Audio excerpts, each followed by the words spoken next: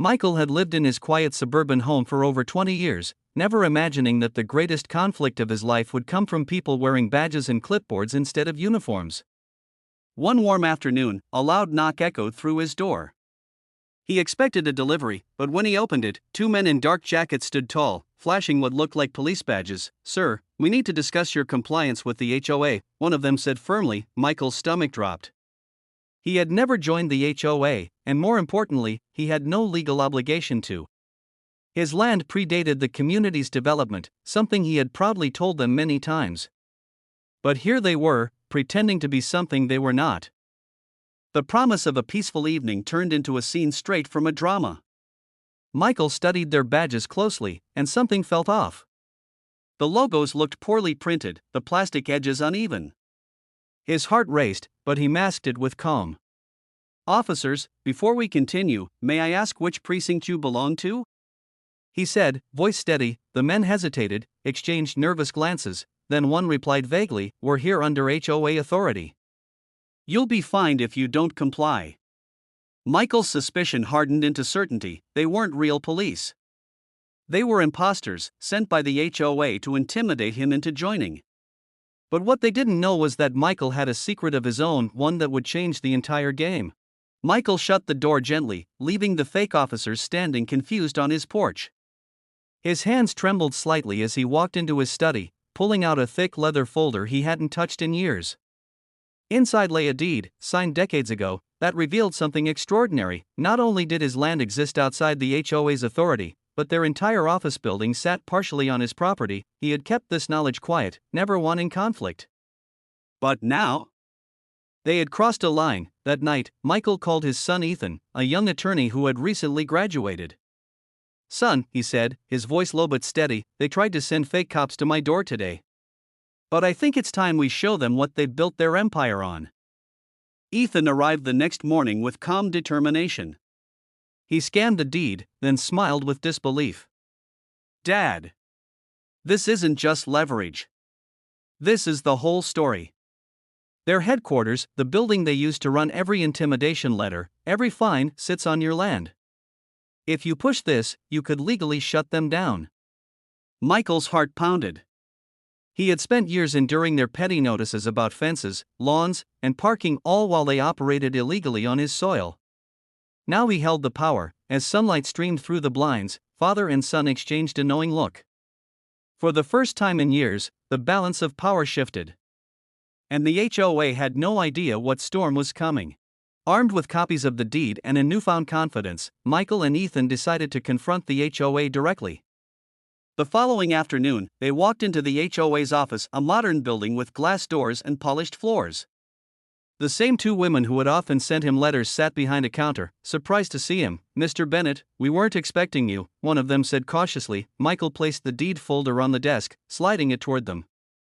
"I wasn't expecting fake cops at my door, either," he replied calmly. The women stiffened, exchanging nervous glances. Ethan leaned forward, his tone sharp but professional.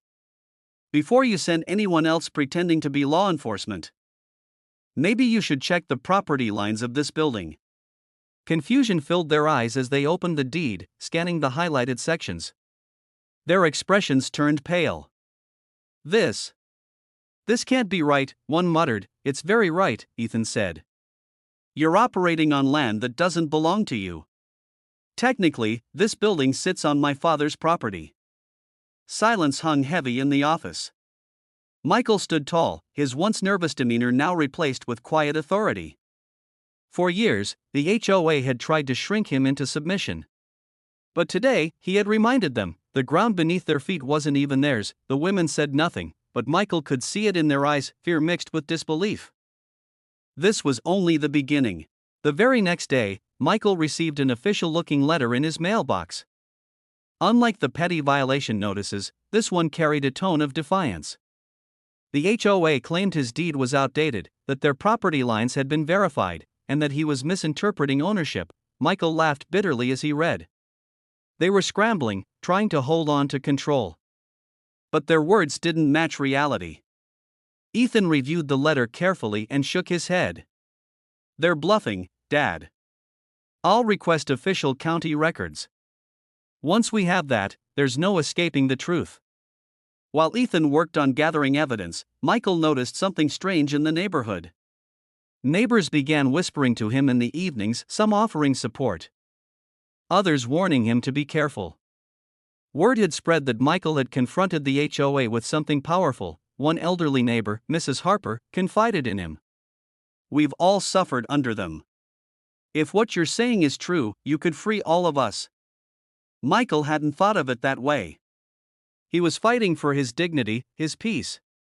But maybe, just maybe, this was bigger than him. That night, Michael sat on his porch, staring at the HOA office across the street. He knew their denial wouldn't last forever. And soon, the truth would break through their polished windows like sunlight through storm clouds. Ethan returned one afternoon carrying a thick envelope. "Dad," he said with a grin, "it's official." Inside were the county's maps and property surveys, clearly showing the HOA office extending onto Michael's land. The evidence was undeniable. With this, they could not only challenge the HOA's authority but demand rent for years of unauthorized use. The thought made Michael's chest tighten, not with greed, but with a sense of long-delayed justice. Together, they arranged a formal meeting with the HOA board. Michael walked in with Ethan at his side, the envelope tucked under his arm. The board members sat confidently at a polished oak table, but their smiles faltered as Ethan spread the county records before them. "This isn't a negotiation," Ethan said firmly. "You've been running operations on private land. You've sent fake cops to intimidate my father. If you don't resolve this immediately, we'll take it to court, and you'll lose everything." The room fell into stunned silence. Michael sat back, calm and steady, watching as the people who had once wielded fear now struggled to find words. For the first time, they realized the ground beneath their empire wasn't theirs to claim. Days after the meeting, cracks began to appear in the HOA's once iron grip. Letters to neighbors slowed, board members grew visibly anxious, and whispers of potential lawsuits spread like wildfire. Some neighbors even approached Michael with gratitude, their eyes shining with hope. "Mr. Bennett, you did what none of us could," one young father said. "You showed them they're not untouchable." But the HOA wasn't ready to surrender fully. They tried one last desperate tactic, a community meeting, where they painted Michael as a troublemaker, a man misinterpreting boundaries for personal gain. Michael attended, standing quietly until it was his turn. With steady hands, he held up the county records for everyone to see. Gasps filled the room as neighbors leaned forward, reading the undeniable truth. "I never wanted a fight," Michael said, voice steady. "But I won't be bullied in my own home. And neither should you." The room erupted with murmurs of support. For the first time, the HOA's power wavered, not from force, but from truth. Weeks later, after failed attempts to discredit him, the HOA finally approached Michael with an agreement. They would vacate part of the land, pay for years of unauthorized use, and revise their overreaching policies. As Michael signed the papers, he felt a wave of relief. For decades, he had endured their intimidation, but now, the tables had turned. He glanced at Ethan, pride filling his chest.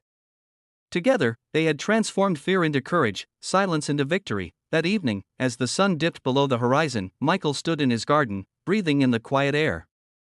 The HOA's office across the street no longer loomed with power, it stood as a reminder of resilience, truth, and the courage to face intimidation head-on. And with a quiet smile, Michael whispered to himself, "This is what it means to finally be home."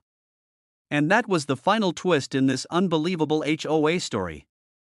If you love the drama, don't forget to like, subscribe, and drop a comment sharing your thoughts. It really helps this channel grow.